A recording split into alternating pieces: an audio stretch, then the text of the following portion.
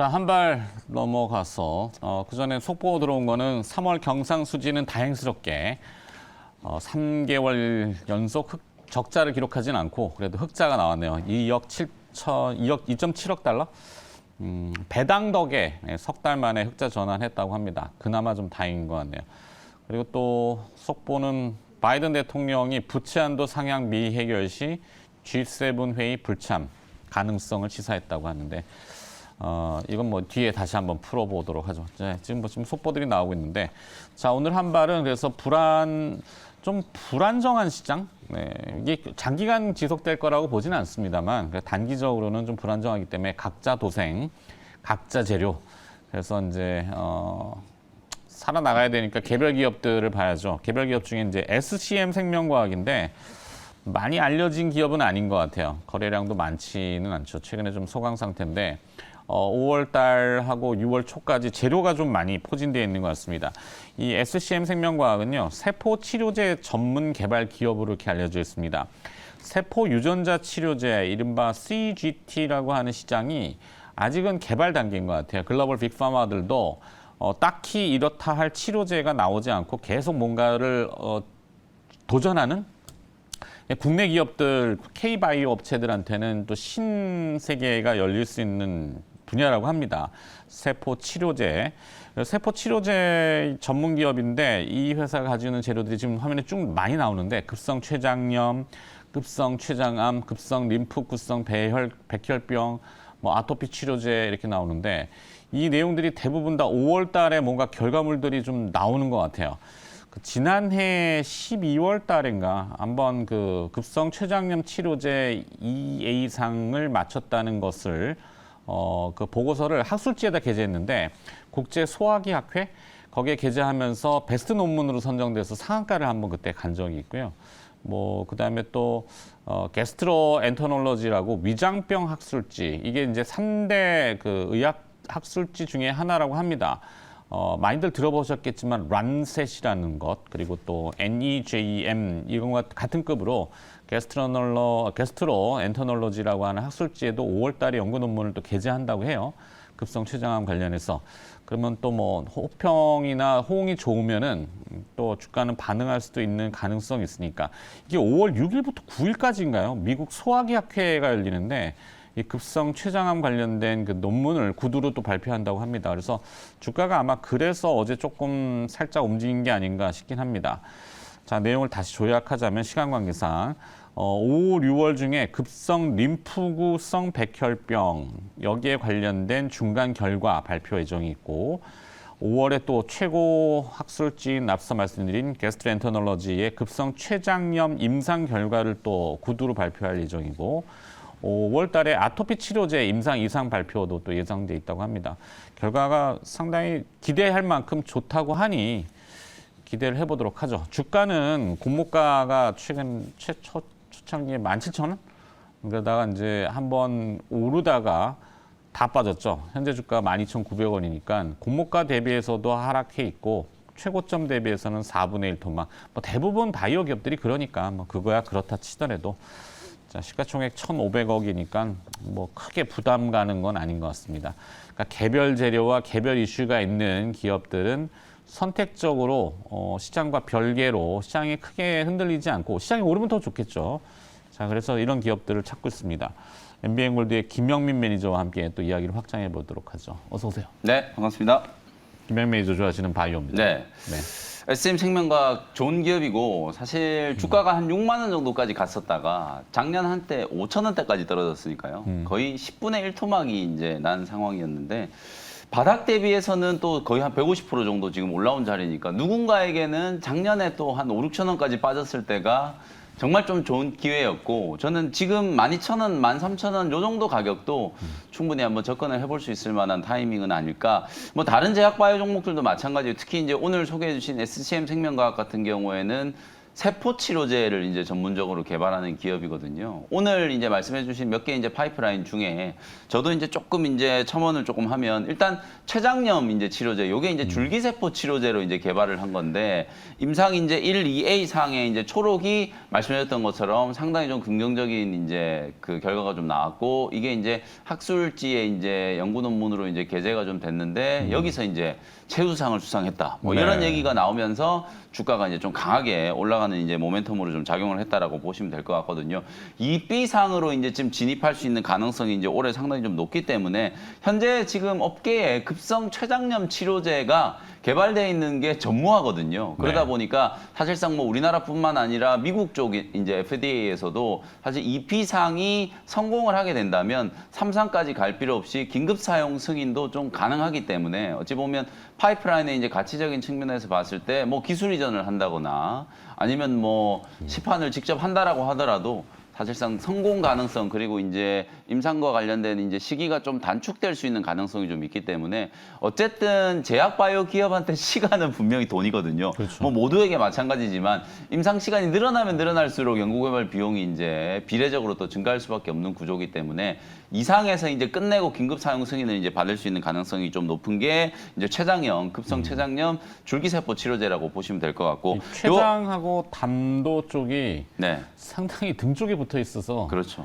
하에 예후들이 별로 안 좋잖아요. 맞습니다. 그리고 이게 발견이 잘 안 돼요. 네. 항상 이제 거의 말기가 다 되어서야 몸속에 이제 증상이 좀 나타나고 그러게요. 그래서 치료가 잘 안 되다 보니까 뭐 여러분들 잘 아시는 것처럼 애플의 이제 스티브 잡스도 췌장암으로 이제 네. 결국 돈이 그렇게 많은데도 이게 수술을 해도 안 된다는 거거든요. 늦게 발견하면은. 그래서 그 정도로 이제 좀 치료가 어려운 쪽이 이제 췌장암, 담도암 이제 이쪽이기 때문에 맞아요. 그쪽과 관련된 치료제도 사실은 지금 많이 좀 없는 상태거든요. 그래서 뭐 희귀질환 치료제라든지 뭐 패스트트랙 지정이라든지 이런 것들에 대한 이제 가능성도 하나의 이제 모멘텀은 좀 될 수 있다라고 볼 수 있고 그리고 이제 또 하나 이제 파이프라인이 급성 이제 림프구 백혈병. 맞아요. 요거는 사실 이제 SCM 생명과학의 이제 최대 주주가 지금 직접 이제 코이뮨이라고 하는 네, 회사인데요. 자회사. 네, 코이뮨이라고 하는 회사가 직접 이제 개발하고 있는 림프구성 이제 백혈병 이제 치료제라고 생각하시면 될 것 같아요. 요거는 이제 또 우리가 CAR-T라고 많이 부르죠. CAR-T. CAR-T. CAR-T 치료제 방식으로 이제 지금 개발을 하고 이게 있는 이제 상황이기 때문에. T세포에다가 CAR이라고 하는 효소를 덧입힌 맞습니다. 형태죠. 네. 카가 그 자동차의 칸지는 잘 모르겠는데. 네, 그 자동차의 칸은 아니고 약자인데 네. 저도 이제 약자는 다 이제 저도 모르겠는데 맞아요. CAR 그다음에 이제 T 요렇게 이제 되어 있는 그러니까 암을 세포 치료제. 찾아가는 맞습니다. 거죠. 네. 그래서 이제 이 T는 뭐 우리 몸속에 있는 이제 T 세포를 얘기하는 거고 그 CAR-T가 이제 붙어가지고 보통 우리가 뭐 카티 이렇게 부르는데 그래서 여기 이제 임상 2상을 진행하고 있는데 10명으로 이제 임상을 시작해가지고 이제 자료가 집계된 게 이제 7명. 근데 그 7명 중에 무려 6명이 완전 간해가 됐다라고 해요. 네. 그러니까 사실 이게 성공의 그러니까 가능성이 좀 매우 데이터들이 높은 좋더라고요. 거거든요. 그렇다 보니까 요 이제 모회사 이제 파이프라인 자체도 기업 가치를 이제 좀 증가시킬 수 있는 요소다라는 거 이제 참고를 좀 해보시면 될 것 같고 뭐 전체적으로 다른 제약바이오 기업들에 비해서 이미 주가가 작년 12월 달에 아까 말씀해 주셨던 이제 그 췌장암 관련된 이제 치료제가 논문 뭐 이슈가 좀 부각이 좀 되면서 주가가 이제 강하게 한번 올라섰기 때문에 추세적으로 봤을 때는 바닥에 이제 좀 짓눌려 있는 종목보다는 훨씬 더 좀 빠르게 탄력적인 이제 움직임이 좀 나올 수 있다라는 생각이 좀 들고요. 그래서 오늘 뭐 세포 치료제나 이런 것들을 이제 말씀드릴 때 좀 같이 이제 떠올려 볼 수 있는 종목이 가장 이제 좀 직관적으로 앱클론이라고 하는 회사. 역시 네. 이제 앱클론도 이제 CAR-T 치료제, 세포 치료제 이제 전문적으로 좀 개발하는 기업이고 그 다음에 샤페론이라고 하는 회사도 여러분들 이제 같이 좀 보시면 좋을 것 같거든요. 차트 위치는 뭐 에클론이나 샤페론이나 저기 이제 바닥에 조금 처박혀 있기 때문에 저는 이제 기술적인 위치는 뭐 SCM 생명과학이 훨씬 더 좀 좋아 보이는데 뭐 덧붙여 드릴 수 있는 종목으로 두 종목 정도 같이 참고를 한번 해보시면 좋을 것 같습니다. 선택을 해달래요. 둘 중에 하나를 선택을 하면 샤페론. 샤페론. 제약바이오 종목 아무래도 좀 올라와 있는 종목들 우리 투자자분들이 많이 무서워하시거든요. 근데 이제 샤페론도 차트 한번 보시면 이것도 이제 아토피 치료제부터 해가지고 최근에 이제 또 알츠하이머 치료제 뭐 이런 것들로 또 부각이 좀 되고 있기 때문에 주가가 뭐 완전히 이제 바닥까지 빠져 있는 자리라서 좀 편안하게 저점 매수 낙폭 가대 구간에서 이제 매수한다라는 측면에서 저는 샤페론을 한번 붙여드리도록 하겠습니다. 저 뭐 제약바이오 기업들 주가 뭐 아유 엄청나게 밑에 다 네, 붙어 뭐 있기 10분의 때문에. 1 토막 난 종목들이 많기 네. 때문에 솔직히 말씀드리면 저는 진짜 제약바이오 기업들 어쨌든 한 2, 3년 만에 한 번씩 엄청난 사이클이 이제 오잖아요. 네. 그걸 이제 좀 대비를 한다라는 측면에서 봤을 때는 지금이 진짜 좀 박앤세일 구간이다. 이렇게 얘기를 할 수도 있을 것 같아요. 어제 이제 셀트리온 주가가 조금 반응을 했는데 물론 네. 이제 공매도에 이제 뭐 상환이다라고 쇼커버 뭐 이런 네. 얘기도 했던데 뭐 수급적인 요인도 분명히 네. 있겠죠. 자, 재료와 수급 그리고 또 뭐 각자 개별적인 이슈들이 있는 기업들 좀 살펴봤고요. SCM 생명과학과 샤페론 얘기를 끝냈습니다. 네. 자, 오늘 또 김영 매니저 선택 가봐야 되겠죠. 저도 사실 제약바이오를 좀 붙일까 하다가 샤페론으로 좀 대신을 하고 저는 오늘 엔터 기업 오랜만에 또 이제 큐브 엔터를 한번 분석을 좀 해드려 보도록 하겠습니다. 지난주까지는 엔터 기업들이 워낙 강했잖아요. 지난주에 뭐 제약바이오 기업들도 별로였고 또 연휴가 막 앞뒤로 이제 끼어 있다 보니까 수급 공백 때문에 지난주는 철저하게 좀 실적 모멘텀이 부각되는 업종, 엔터 업종과 뭐 의료기기 요런 이제 섹터가 좀 강했는데 요번 주 들어서면서부터 지난주에 강했던 엔터 업종이 이제 약간의 이제 좀 조정을 좀 받았거든요. 기술적인 이제 눌림목 구간을 이용해서 큐브 엔터를 한번 공략을 해보시면 좋을 것 같고 가장 뭐 강력한 모멘텀은 이제 여자 아이들이라고 보시면 되겠죠. 글로벌 이제 흥행 아이콘으로 이제 자리 잡고 있는데 요즘에 이제 걸그룹 중에서는 뭐 YG 엔터테인먼트의 블랙핑크가 이제 가장 좀 잘 나가죠. 그 다음에 뭐 르세라핌이라든지 그 다음에 또 최근에 또 신보가 출시된 이제 에스파라든지 에스파 반응이 좋던데요. 네, 뭐 르세라핌이 오히려 이제 에스파 때문에 네. 묻혔다 뭐 이런 얘기가 나올 정도로 이제 SM의 에스파가 또 약진하는 그런 모습이고. 그래서 전체적으로 지금 BTS의 공백을 걸그룹 이제 아이돌들이 다 채워놓고 있는 그런 상황으로 이제 보여지거든요. 특히나 5월 달이 이 아이돌의 대전이라고 얘기해도 과언이 아닐 정도로 정말 많은 이제 아이돌 그룹들이 지금 컴백을 하거든요. 그래서 오늘 제가 말씀드리고 있는 이 큐브 엔터의 간판이라고 할 수 있는 여자 아이들도 5월 15일 이제 다음 주거든요. 미니 6집 앨범으로 이제 컴백을 앞두고 있는 상황이기 때문에 이게 이제 벌써부터 지금 반응이 좋아요. 제가 사진을 하나 좀 준비를 좀 해왔는데 사실은 이 여자 아이들이 2016년인가 런칭을 한 걸그룹이에요. 상당히 오래됐잖아요. 근데 이제 뒤늦게 작년에 이제 막 톰보이 이게 막 전 세계적으로 막 흥행을 하기 시작하면서 앨범 판매량이 지금 급증을 하기 시작했는데 지금 가만히 보시면